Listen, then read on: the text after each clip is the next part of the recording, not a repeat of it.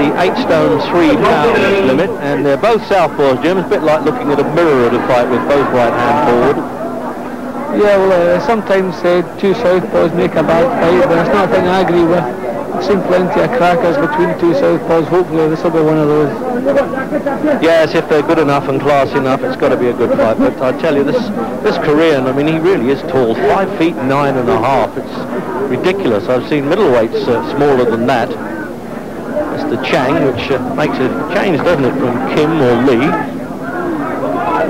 So the old boy Galaxy takes his time at 29. That's knocking on a bit, and he really is so strong. I just wonder how he ever gets down. And I've said it before when we've seen him to 8 stone 3 pounds, and he can punch like a mule, and particularly with the left hand, which is the old 1-2 the other way around for a southpaw.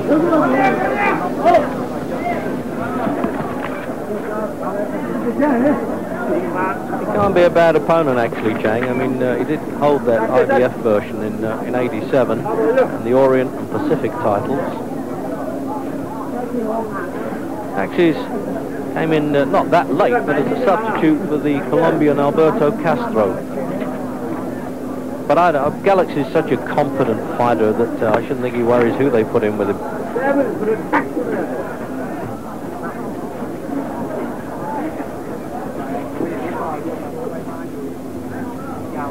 Sometimes with these Galaxy brothers, the name's borrowed from a nightclub. It's not their real name. It's Saying Calm, or a name almost pronounced like that. Their name is Viraj and Sura. They've been a lot easier than Khaosai and Kalkor. He's got a certain admirable arrogance about him, Galaxy, though, Jim. He knows he can punch. He's as strong as a little bull, isn't he? Yeah, well, he knows he has the power to knock out any super flyweight in the world. And it's possible he has a little bit of discomfort at the weight, so that makes him a little bit economical. He moves in, makes sure he's right on top of his man before he lets the punches go. The tremendous power he has.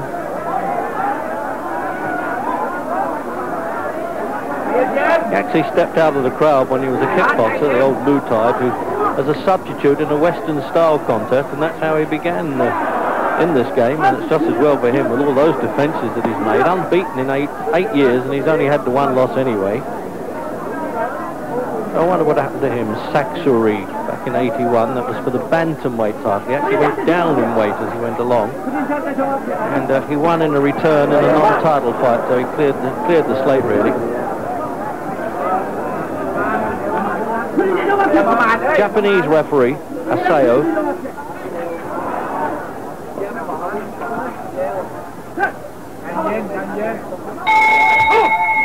so I don't blame the Korean for getting on his bike a little bit there, using every centimetre of his height which he might need. And there's the rundown then on Khaosai Galaxy, who at the moment is the better of the twins.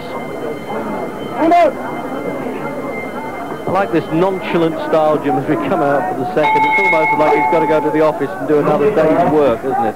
Yeah, it's like an arrogance he has about the way he moves around in the ring. I don't think he feels Chang has the power to trouble him, so he just keeps moving in and getting close.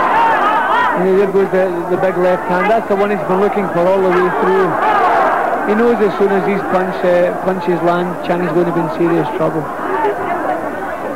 He's made a previous defence against the Korean, Venezuelan, Panamanian.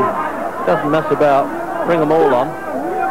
Just a question, I think, if only the scales can beat this fella at this weight. It's a wonder he doesn't now go up to bantamweight at 8 stone 6.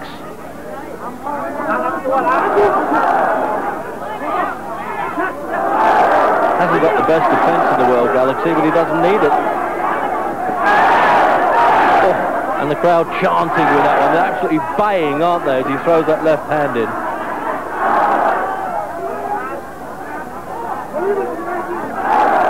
Looks as though he's going to try and break this Korean up bit by bit, like a big matchstick in front of him that he'll snap. Oh, he's really looking for it here, Jim, isn't he? He's going for it. See, he can afford just to walk straight into punching range and let them go. Chang doesn't have the power to hold him off. He's not quick enough to keep out of trouble. I think eventually he's going to be sampling some of these solid left hands. He doesn't mind getting hit on the way in either, Galaxy.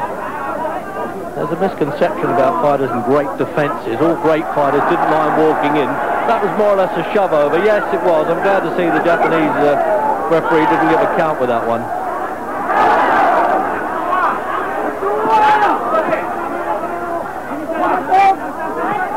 Oh, that was the one.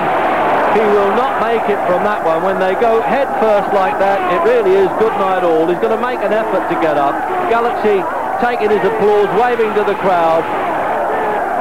And he's just falling to pieces there as he tries to get up. And there's no point in completing the count because he could be there a fortnight. He wouldn't be in a state to fight on. What another win then for Khaosai Galaxy. This little Thailander, I mean, he's so formidable at this weight. And the usual consolation, sorry about that, mate, but it is my job. He almost looks as though he's fed up with winning. Last look at that. Arrogant look. Well, they kept walking in all the way. You knew eventually one had to land, and the one that did land was a beauty. As soon as that landed, you could see Chang was finished for the night.